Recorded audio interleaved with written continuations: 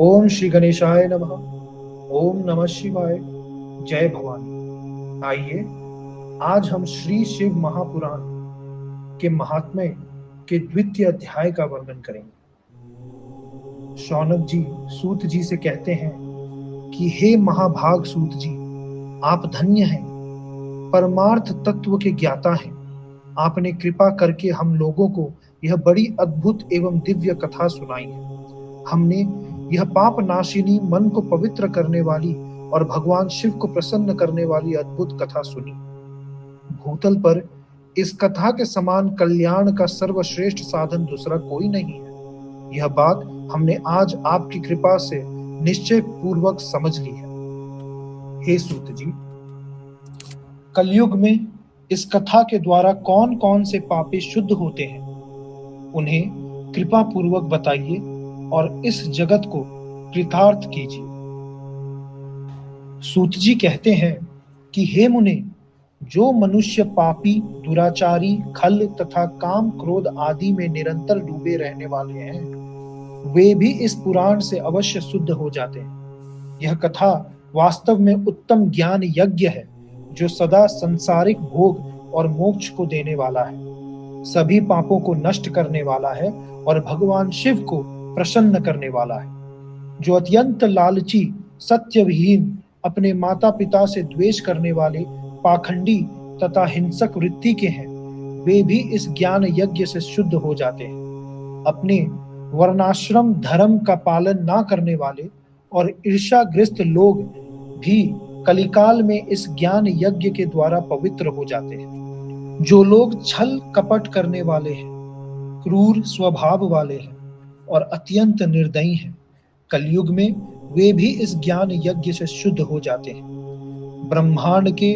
धन से पलने वाले तथा निरंतर व्यभिचार परायण जो लोग हैं, वे भी इस ज्ञान यज्ञ से कलिकाल में भी पवित्र हो जाते हैं। जो मनुष्य सदा पाप कर्मों में लिप्त रहते हैं, सठ हैं और अत्यंत दूषित विचार वाले हैं, वे कलयुग में भी इस ज्ञान यज्ञ से निर्मल हो जाते हैं। दुष्चरित्र, दुर्बुद्धि, उद्विग्न चित्त वाले और देवताओं के द्रव्य का उपभोग करने वाले पापी जन भी कलिकाल में इस ज्ञान यज्ञ से पवित्र हो जाते हैं। इस पुराण के श्रवण का पुण्य बड़े बड़े पापों को नष्ट करता है, संसारिक भोग तथा मोक्ष प्रदान करता है और भगवान शंकर को प्रसन्न करता है। इस संबंध में मुनिगण इस प्राचीन इतिहास का उदाहरण दिया करते हैं, जिसके श्रवण मात्र से पापों का पूर्णतया नाश हो जाता है। पहले की बात है, किरात नगर में एक ब्राह्मण रहता था, जो अज्ञानी, दरिद्र, रस बेचने वाला तथा वैदिक धर्म से विमुख था। वह स्नान, संध्या आदि कर्म से भ्रष्ट हो गया था और वैश्य वृत्ति में तत्पर रहता था। उसका नाम था देवराज। वह अपने ऊपर विश्वास करने वाले लोगों को ठगा करता था। उसने ब्राह्मणों, क्षत्रियों, वैश्यों, शूद्रों तथा दूसरों को भी अनेक बहानों से मारकर उनका धन हड़प लिया था। बाद में उसने अधर्म से बहुत सारा धन अर्जित कर लिया, परंतु उस पापी का थोड़ा सा भी धन कभी धर्म के काम में नहीं लगा। एक दिन वह ब्राह्मण एक तालाब पर नहाने गया। वहां शोभावती नाम की एक वैश्या को देखकर वह अत्यंत मोहित हो गया। वह सुंदरी भी उस धनी ब्राह्मण को अपने वशीभूत हुआ जानकर प्रसन्न हुई। आपस में वार्तालाप से उनमें प्रीति उत्पन्न हो गई। उस ब्राह्मण ने उस वैश्या को पत्नी बनाना तथा उस वैश्या ने उसे पति बनाना स्वीकार कर लिया। इस प्रकार कामवश होकर वे दोनों बहुत समय तक विहार करते रहे। बैठने, सोने, खाने पीने तथा क्रीड़ा में वे दोनों निरंतर पति पत्नी की तरह व्यवहार करने लगे। अपने माता पिता तथा पत्नी के बार बार रोकने पर भी पाप कृत्य में संलग्न वह ब्राह्मण उनकी बात नहीं मानता था। एक दिन रात्रि में उस दुष्ट ने ईर्ष्यावश अपने सोए हुए माता पिता और पत्नी को मार डाला और उनका सारा धन हर लिया। वैश्या में आसक्त चित्त वाले उस कामी ने अपना और पिता आदि का सारा धन उस वैश्या को दे दिया। वह पापी अभ्यक्ष भक्षण तथा मद्यपान करने लगा और वह नीच ब्राह्मण उस वैश्य के साथ एक ही पात्र में सदा जूठा भोजन करने लगा। एक दिन घूमता घामता वह दैव्य योग से प्रतिष्ठानपुर में जा पहुंचा। वहां उसने एक शिवालय देखा जहां बहुत से साधु महात्मा एकत्र हुए थे।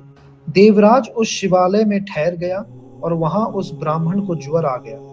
उस ज्वर से उसको बड़ी पीड़ा होने लगी। वहां एक ब्राह्मण देवता शिव पुराण की कथा सुना रहे थे। ज्वर में पड़ा हुआ देवराज ब्राह्मण के मुखारविंदी से निकली हुई उस शिव कथा को निरंतर सुनता रहा। एक मास के बाद वह ज्वर से अत्यंत पीड़ित होकर चल बसा। यमराज के दूत आए और उसे पासों से बांधकर बलपूर्वक यमपुरी में ले गए। इतने में ही शिवलोक से भगवान शिव के पार्षद गण आ गए। उनके गौर अंग कर्पूर समान उज्जवल थे। हाथ त्रिशूल से सुशोभित हो रहे थे।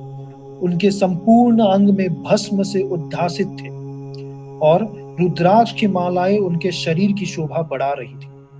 वे सब के सब क्रोध करते हुए यमपुरी में गए और यमराज के दूतों को मार पीट कर बारंबार धमकाकर उन्होंने देवराज को उनके चंगुल से छुड़ा लिया और अत्यंत अद्भुत विमान पर बिठाकर जब वे शिवदूत कैलाश जाने को उद्यत हुए, उस समय यमपुरी में बड़ा भारी कोलाहल मच गया।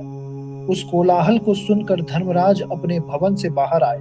साक्षात दूसरे रुद्रों के समान प्रतीत होने वाले उन चारों दूतों को देखकर धर्मज्ञ धर्मराज ने उनका विधि पूर्वक पूजन किया।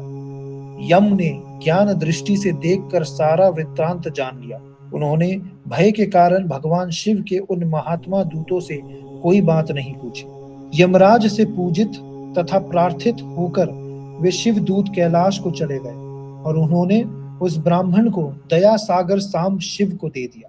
शिव पुराण की यह परम पवित्र कथा धन्य है, जिसके सुनने से पापी जन भी मुक्ति के योग्य बन जाते हैं। भगवान सदा शिव के परम धाम को वेदज्ञ सभी लोकों में सर्वश्रेष्ठ बताते हैं। ब्राह्मण, क्षत्रिय, वैश्य, शूद्र तथा अन्य प्राणी, यहाँ तक कि जिस पापी ने धन के लोभ से अनेक लोगों की हत्या की तथा अपने माता पिता और पत्नी को भी मार डाला, वह वैश्यागामी शराबी ब्राह्मण देवराज भी इस कथा के प्रभाव से भगवान शिव के परम धाम को प्राप्त कर तत्क्षण मुक्त हो गया। हर हर महादेव, हर हर महादेव, हर हर महादेव।